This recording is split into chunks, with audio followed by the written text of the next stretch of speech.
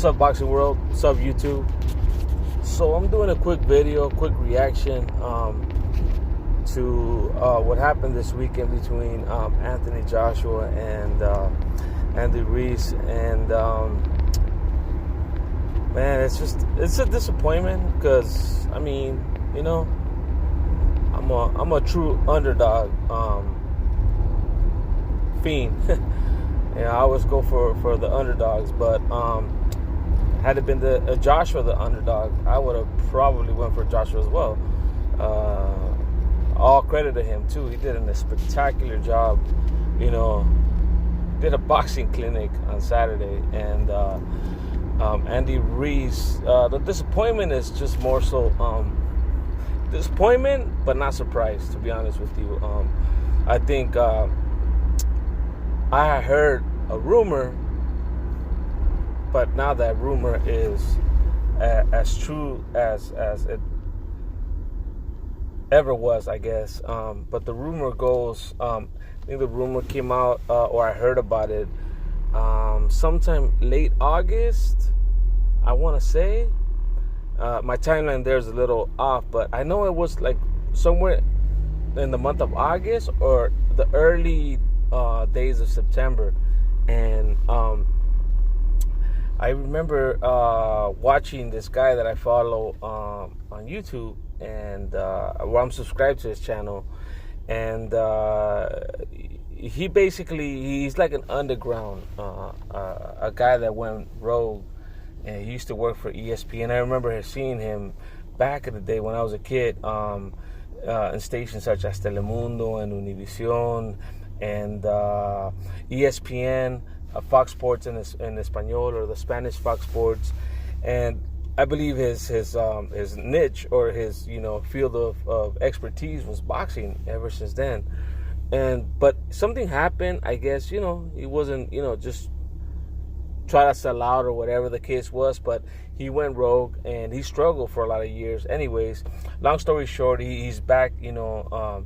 Doing what he loves to do, and I respect the guy, but he was the one that actually brought it to the surface, because there was rumors floating around that Andy Ruiz wasn't doing anything. He was, hey, like literally he won the lotto. And I felt that at the time there was still plenty of time. At least that's what I thought. He did what he did in 1 month worth of camp, if that. And now that this happened, I don't know if he did. But anyways, at that particular time and at that weight, or at that fight, he weighed somewhere around 260, and it's 260 to 280 something. That 20-pound difference is a lot, man. It's just that when I saw that, right away, what went through my mind was that rumor and what was being said, and I was like, damn, this fool was really partying this whole time. He really was having them buffets every other weekend, or every weekend for that matter. And it was like, damn, so I saw the weigh-in, and I was like, damn, I had this gut feeling that something wasn't right. Andy Ruiz, the funny thing is, Andy Ruiz kind of looked like Anthony Joshua looked the day of the first fight, of all irony. But I was like, something is off, and I kind of deviated from where I was going. I kind of went out of context, but that reporter was one of the ones that brought it to kind of like to the forefront. And he's really obviously he's Mexican, and Manny Robles is Mexican, and so there's that thing that us Mexicans have, like, yeah, I'll back you up, what's going on, and what's up with these rumors. And he made an interview with him, like, nah, man, he's doing good, he's training, I'm on him. Yeah, there was a few discrepancies, but he's already in the gym, and we've been going at it solid. When in reality that wasn't the case. His own dad said basically the following, and I don't know if a lot of you guys know, but his dad went out and made a very a very responsible critique, which I'm glad he's doing that, because I thought that was a party animal. I mean, I'm being kind of judgmental, I guess, but no disrespect to Andy and his father. Obviously, I'm nobody, so I doubt it he'll ever see my video. But no disrespect, and he called it for what it was. I mean, he had some really, hard words for his son. Some very serious critique, like, and it went in the form that, I mean, why would you go to Guadalajara, Jalisco for training camp? I mean, there's nothing wrong. I have nothing against Jalisco and Guadalajara, but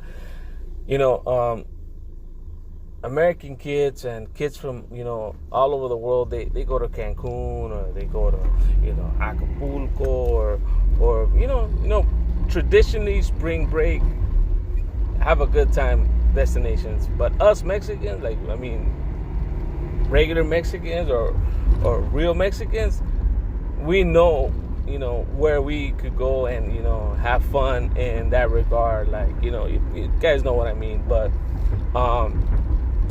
Guadalajara's no joke. There's, I mean, pretty gorgeous women in Guadalajara, in all Jalisco. And something tells me that his dad basically said, look, dude, his training camp was a fucking fiasco. It was it was a ball, and for him, literally, I mean, look how he came into the fight. He will train 1 or 2 days, and then he'll be gone for the rest of the week. This politician, invited him to dinner, or this star, was over there, or he went to go see a soccer match. I mean, there was some pictures of him circulating with a Chivas jersey, and they're from the same state where he was doing his camp. So it's like, damn, what the fuck is, like, what was he thinking? I mean, that's more so my that's why I'm making this video, is just, I don't know, man, it's like disappointing that he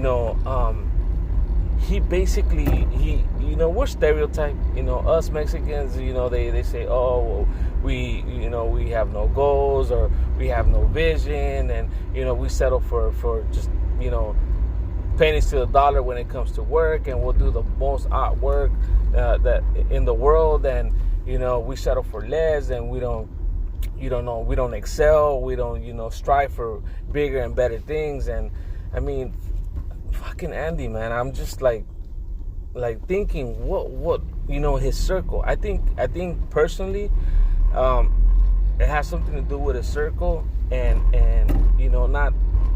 not having the right circle. I mean, that's what I think. But yeah, man, I mean, I don't, that's another video, that's another conversation, but more so I'll concentrate and I'll go back to the fight. But yeah, I guess disappointed but not surprised. I mean, that's if I had a title for this video, that's what it would probably be, something simple as that.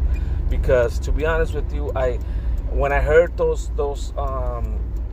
rumors and the pictures, and then the weigh-in at the actual weigh, and how much noise that weight made, I mean, I think the weight was bigger than the actual news of him weighing 20 more pounds than his first fight was. I mean, it was the talk of the town for a good 24 hours. Like, people were scratching their head like, what the hell happened?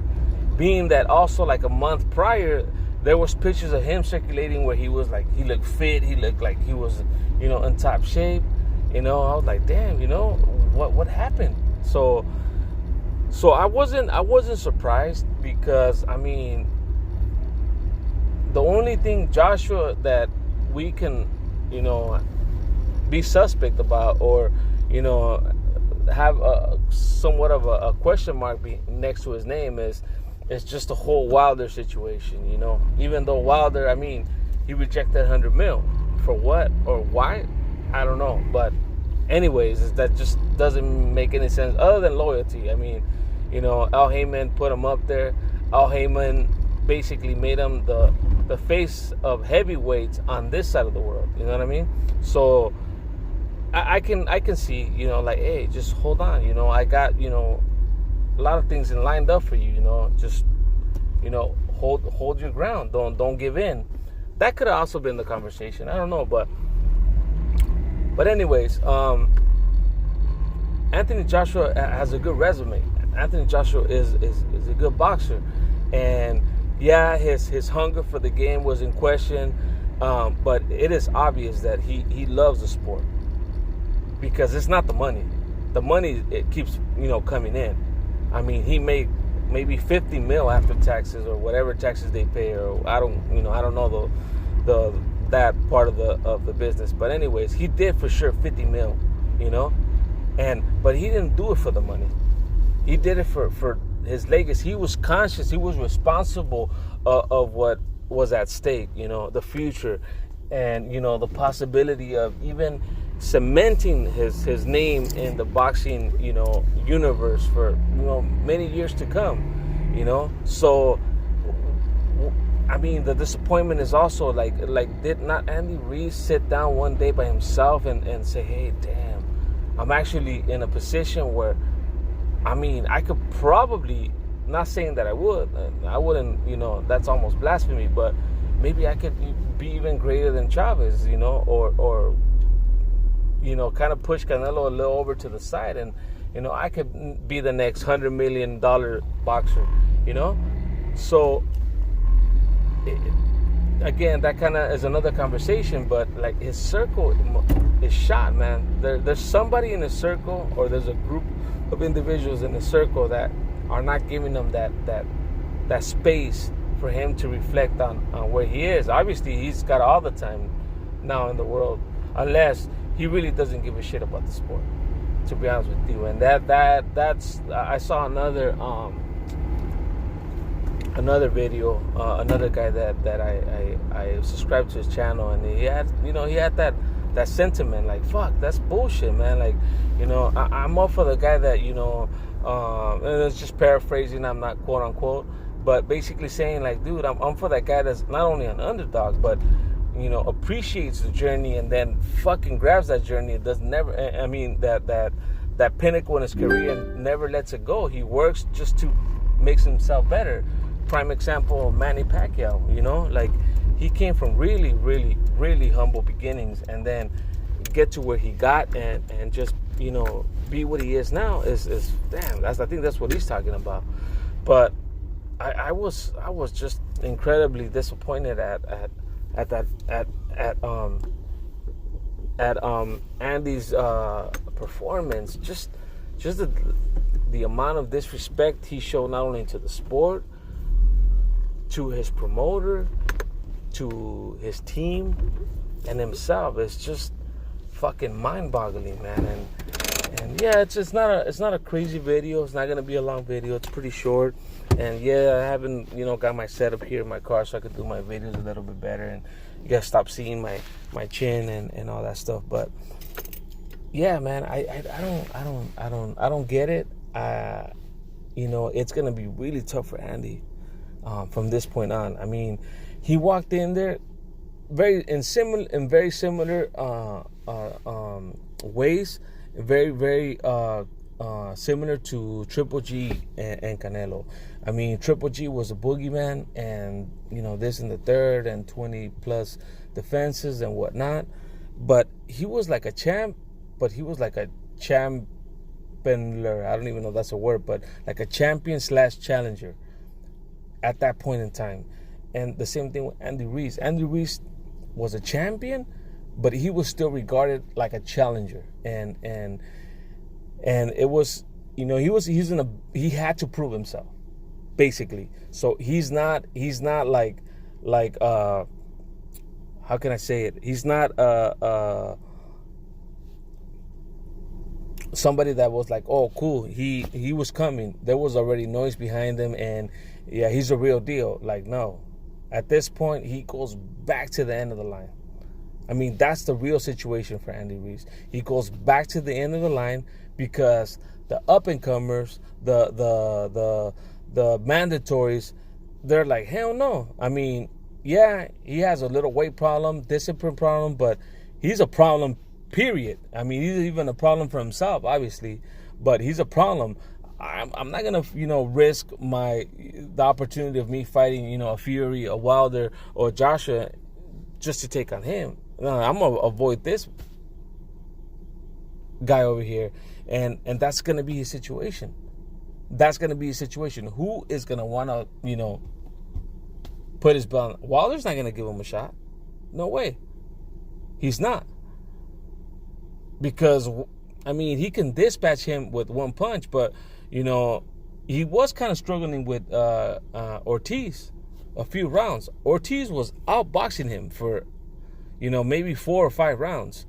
He was, in my book, he was up on the on points at that point until he saw Wilder's right hand, and it was Mimi's after that. Night.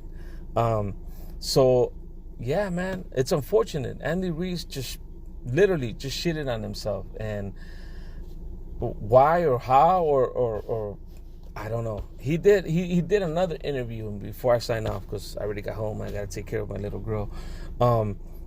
He did say to ESPN Deportes, he says something like in the fashion of you know what, it's all good. I mean, if in Spanish, obviously, so I'm trying to translate and also it's paraphrasing, so it's not quote unquote, but he says something to the effect like, come this fight, I'm gonna give it all, but if things don't pan out for me, in my mind, I already, accomplished my dreams. And I remember him saying that. And he said that like maybe 2 weeks ago, or a week, something. I think it was like a week ago. He was already in Saudi Arabia. He just, touched down, and he said that, and to me, it was like, I would have wanted something like, I'm here. I'm supposed to be here. Something like, when I leave here, I'm gonna still be champ, or I need to come here before my next trip, which is back to Vegas or maybe LA or even Mexico City to defend my my world titles. I mean, that's not really looking past your opponent. That's just being confident in yourself, saying, hey, I prepared my ass off for this fight. I fucking trained like a fucking animal, and I'm gonna give it all, but I'm walking away with those belts. That's not what I heard. What I heard was like, if whatever happens, fuck it. I already did my thing, and I got 5 plus another 13 mil, but out of those 5 I already spent 3. It's just one of those things, man. But anyways, I'm signing off. So yeah, man, if you see this video, hit that thumbs up if you guys like it. Any comments you guys have, any critique, go ahead and post a comment. I'll try to reply. If I'm full of shit, so be it. Also give it a thumb up and comment, and yeah, man. So until next time, I want to keep these coming, just do more videos, but I'm really busy, so I really can't. And again, I'm still up in the air as far as me making a boxing channel here on YouTube, just because I don't know that I have the time to put a lot of fancy things together, like collages or introduction music to my videos, and I wish I had, but I don't. So anyhow, leave your comment. If you want to subscribe and just be patient with my videos, do so, and thumbs up, and don't forget comments, because I will look at my comments and I will reply. So anyhow, guys, have a good night, peace, and next time I'll see you guys.